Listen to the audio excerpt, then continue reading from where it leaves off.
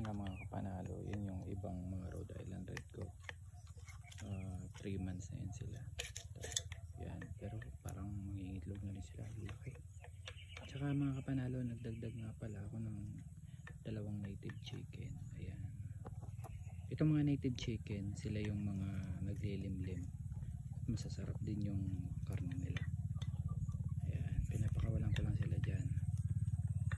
Yan, yung isang yan, isa pa yan sa native. Yan.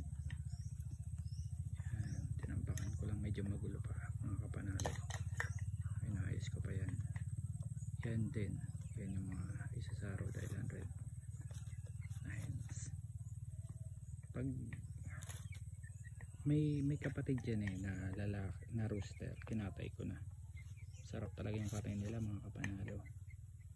Ayan. Kaya nainganyo ako mag-alaga para anytime na gustuin natin magkatay ng manok, magtinola, pwede. Tsaka masarap yung karne nila mga kapanalo. Ayan. Nandun nakakulong yung 2. Ayan, happy breed yan mga kapanalo. Yan lang muna. Ingat kayo, God bless.